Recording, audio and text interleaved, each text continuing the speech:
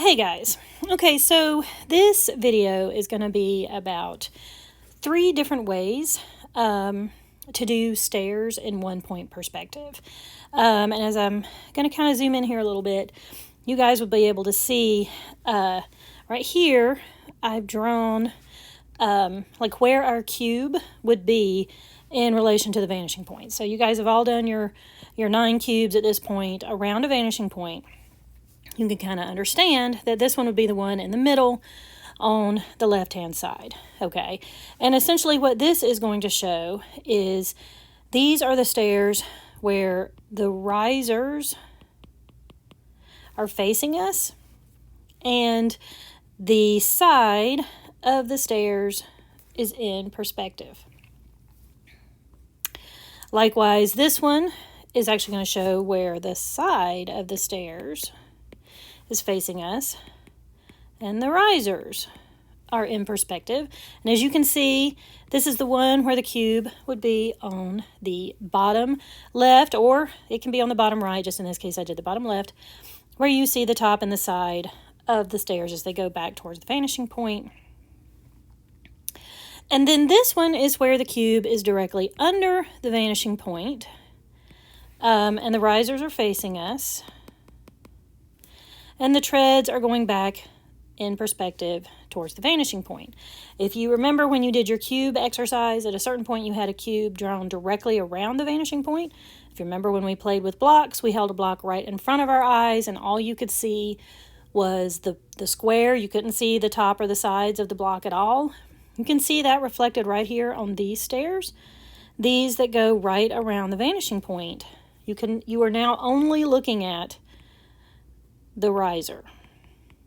You cannot see the top or the sides at all. Now, the reason I did these and not cubes that were above the vanishing point is because these are all stairs, and you wouldn't actually see stairs above a vanishing point unless you were doing an MCS or drawing and the stairs were upside down, but we are not going to get to that at this level of perspective, color, and comp. Okay, so I'm going to go in, turn off a couple of these, and show you how I got to each one of these. So, what you're going to start to do is you are looking to get to this, make sure I'm on the right one. Yes, you're looking to get to this wedge shape that I've kind of drawn here. So what we're going to do is we're going to start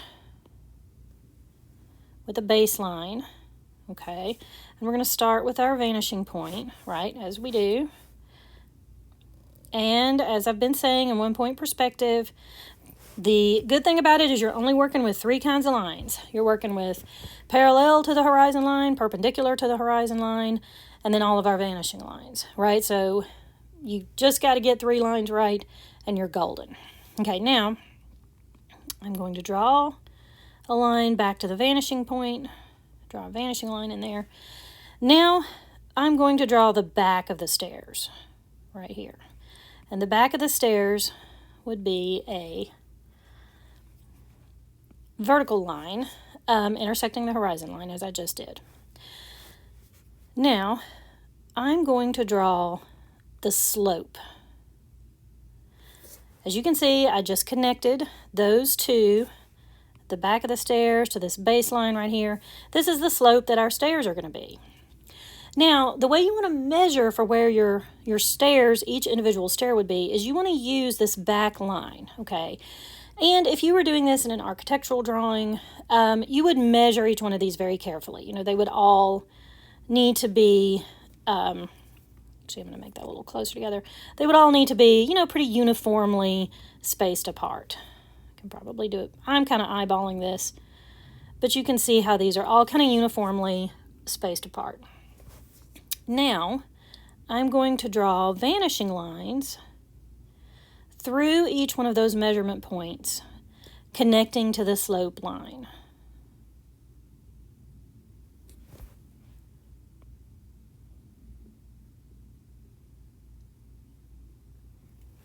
Just like that. Okay, now I'm going to start a baseline, a back baseline across. I'm going to find out exactly where it stops by pulling a vanishing point off of this point. This is the back of our stairs. I'm going to draw up like this, drawing a parallel line right here, and I'm going to connect these two. This finishes out our wedge, okay? Now, so what I have is the wedge that the stairs are going to sit inside of. I've marked where each one of our stairs, each individual stair is going to be, and I've started vanishing lines through each one of those. Now, I highly, highly, highly recommend just working on your stair form at this point on this side of the wedge. So what you're going to do is you're going to draw vertical lines down from each place that it intersects the slope line right here down. This is going to connect to that base vanishing line. This is going to connect to the vanishing line right below it, and the vanishing line right there, as you can see. Now you can kind of start to see our stairs formed in here. So this is 1, 2, 3 stairs. This was 1, 2, 3, 4 stairs. And that is simply because I put more of these divider lines here. As you can see, I put 4 for each one of 4 individual stairs. I only put 3 here, so we were only going to have 3 individual stairs. Just makes our exercise go a little bit faster. Now, you're going to draw horizontal lines over, connecting.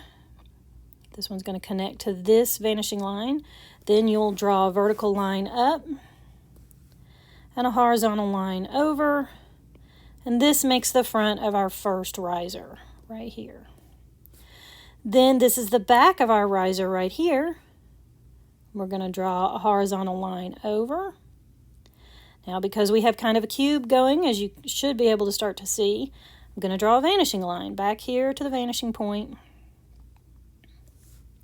And this creates the edge, the back, or the left edge of the stairs. This is the back of the riser right here, just like that. Now, where this corner is, I'm going to draw another vertical line up to the slope line. Then I'm going to draw a horizontal line over, connecting to the slope. Kind of want to make sure these connect up pretty well. Didn't quite get that one off that point. Straighten that out a little bit. There we go.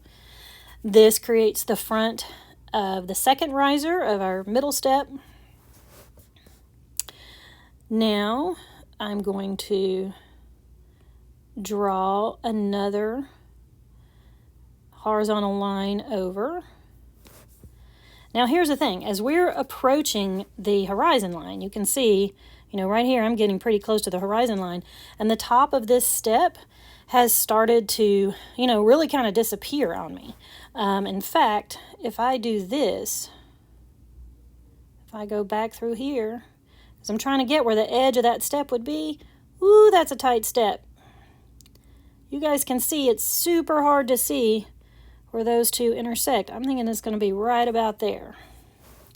So this is going to be my next riser up. I'm going to draw this one over. Now we're above the horizon line at this point. So I won't be drawing the top of this step at all. And actually, I totally missed that one. I'm going to go back in and erase it. This is what I was saying. When you get this tight, it looks like it was actually right there. It's really hard to see because you're super close to the horizon line. Let me draw back over here. You guys can see right here, I had to kind of fudge around with it a little bit also. Okay, so, but I feel more comfortable. This line coming across, this horizontal line that we do, it helps us show where it's supposed to go. Now I can draw my vertical line down. Draw these two kind of connecting right there. There we go. You're just not going to see very much of that step at all. And you're not going to see any of this top step. So, as you guys remember, when I did the tape exercise with Tsay as our volunteer, and I asked her, can you see the top of the table? And she said yes. And I said, can you see the bottom of the table? And she said no. Depending on where her eyes were on the horizon line, that's exactly what we're doing here. So The eyes are on the horizon line right here.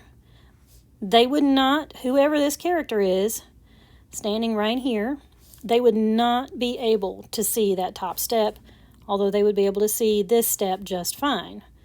Now, this is one of the things about perspective. What this kind of tells us that the horizon line for this step is actually something pretty short, right? Because it's so close to the ground, its eye line is so close to the ground, it can't even see the top of this 3-point step. That's how perspective gets into storytelling. Over here, this one, it's also a short little critter because, again, its eye line would be right down here. It wouldn't see the top of this step. It would also not see the top of this step. So that is how we do stairs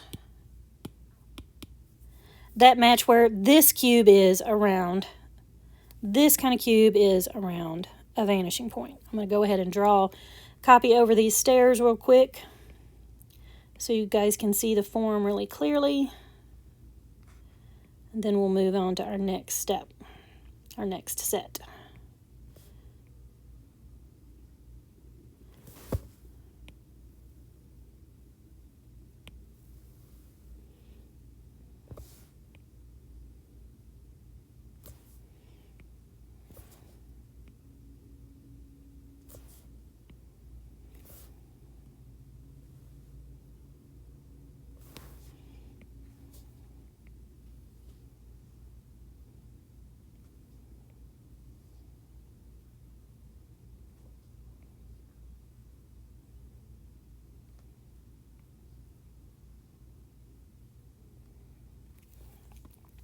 And there we go.